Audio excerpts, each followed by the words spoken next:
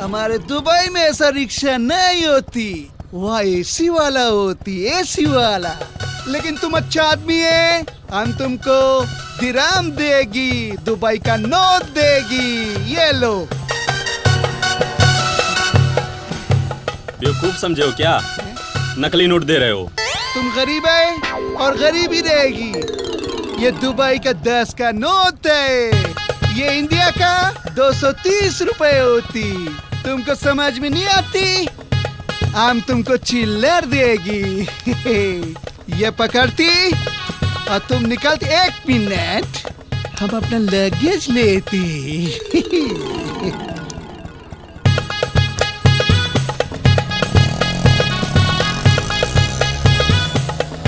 वल्ला हबीबी।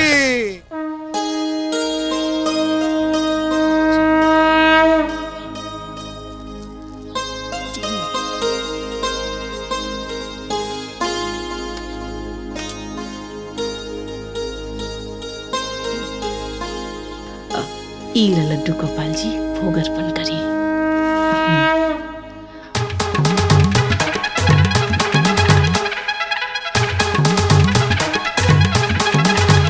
तो ठीक है, कैला हमारे दुकान छोड़ दिया फिर। वाला हमारे दोनों साले साहिब हबीबी।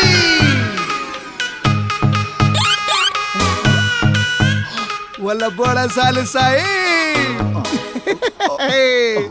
वाला हबीबी।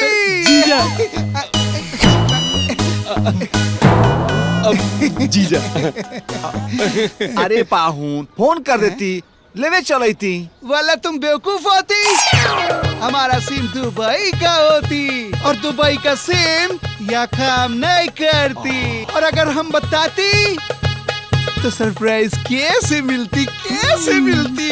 जीजा सही बोलती। जीजा तुम अंदर जाती, हम लोग शाम को काम करके घर वापस आती और फिर पार्टी करती। तुम हमको समझदार लगती है। अंदर से, जाती जाती अंदर जाती। वाला हबीबी हम अंदर आती। ये जीजा को कहा हो जाती। सही बोलती। चल ई लव मैरिज वाली ना बहुत तेज पिया, कोनो न कोनो उपाय तो करे के पड़ी, घर से निकाले। वाला हबीबी। मेहमान जी, अरे मेहमान जी, ओइजा कहाँ? राउर बीबी एजा पिया। दुबई जाके साफे पगला गइल बानी कारोबा। खुशामदीद, खुशामदीद। नहीं, हमारे कहने का मतलब है हम भाभी जी को नमस्ते करती खुश और आपको प्रणाम करती। बुआ जी, जय ठाकुर जी। जय ठाकुर पाहुन। अरे भौजी, आज पुआ के प्रसाद ठाकुर जी के बहुत पसंद आई और पूरा खा गईलन।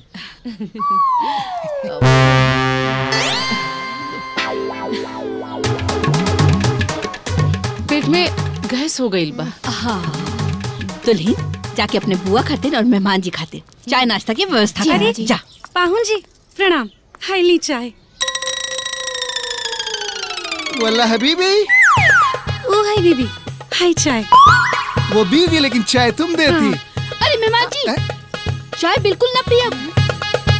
अरे कल के आयल लेके पता ना चोर बिया की लुटेरी, और चाय में कुछ जहर वहर मिला करके दे दी रहुआ के, तो हमरे बिटिया की का हुई? वल्ला हबीबी, अरे हमको चाय में जहर मिला के देती। ना ना पाहुन जी, अम्मा जी आप ऐसे काहे बोला तनी? हाँ अम्मा जी, अरे हम काहे अपना घर के पाहुन जी के बुरा सोचे? हमू तो ये घर के पतो ना है। पतो? पतो के मतलब भी जाने लो तू? अरे एगो लड़की के समाज के सामने बियाह होला, पूरा रीति रिवाज के साथ गृह प्रवेश करेली, पूरा नात रिश्तेदार के सामने मुंह दिखाई बोला, तब जाकर के उ पतोह कहाली। बाकी अम्मा जी, हमू तो कोर्ट मैरिज कर के ई घर के पतो बनल बानी। Court marriage? एगो तो भाग के बियाह हो कइले बिया आ ऊपर से खुद ढिंढोरो पिटतिया। वाह रे संस्कार। अरे बेटी, इला वारिस अनाथ लड़की के संस्कार के बारे में क्या बताई? हाँ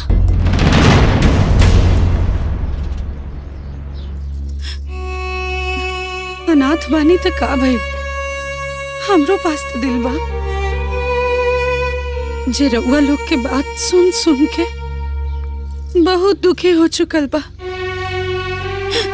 जब से हम आइल बानी आप लोग हमरा के अनाथ अनाथ कह के बुलावतानी। अरे अब हम ही घर के सदस्य हैं। कम से कम एक बेर तो हमरा के प्यार से बेटी बोल दिलो। ऐसे ठीक था हम अनाथ आश्रम में ही रहनी।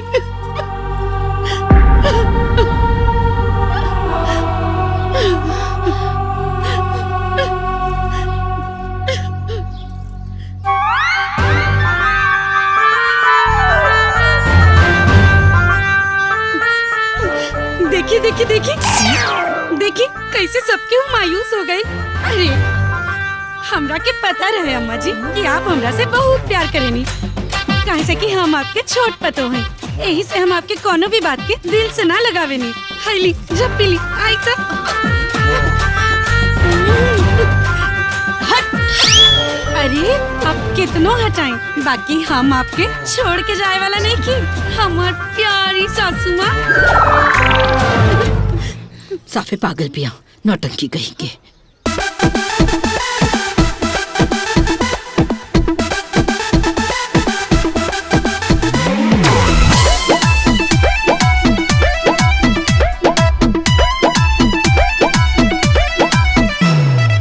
गरम बा माथा तेल धाके ठंडा दी, आए ना अमरा और घोड़ा दबा दे।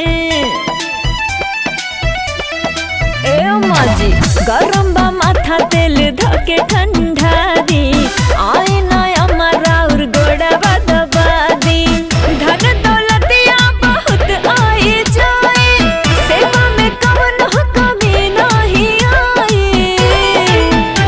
सासू जी सुनी इतना नाराज जानी होगी, असली धन का पतो ही है ये। सासू जी सुनी इतना नाराज जानी होगी, असली धन का पतो ही है ये।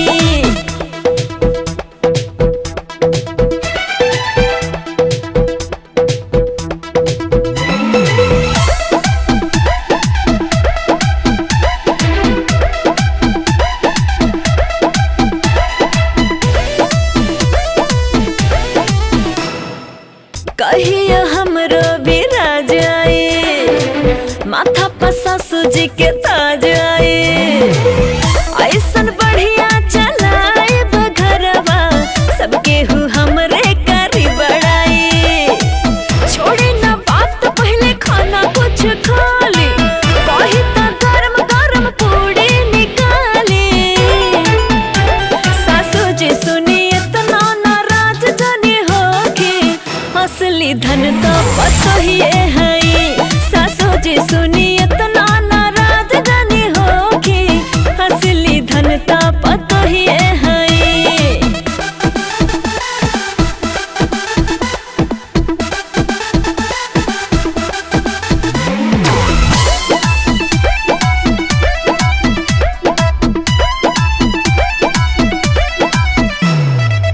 कौनो ना होखे देव सान कबो, घरवा के मान अभिमान कबो। आज न आवे देव मान मर्यादा पा, टूटे न देव खानदान कबो। बेटी बन के आइल बानी घरवा, छोड़ी के बाप माए छोड़ी नहीं हरवा। सासू जी सुनी इतना नाराज जानी होगी, असली धन का पतो ही है ये। सासू जी सुनी इतना नाराज जानी होगी, असली धन का पतो ही है ये। सासू जी ई लव मैरिज वाली लड़की नाक में कुछ ज्यादा ही दम कैले पिया।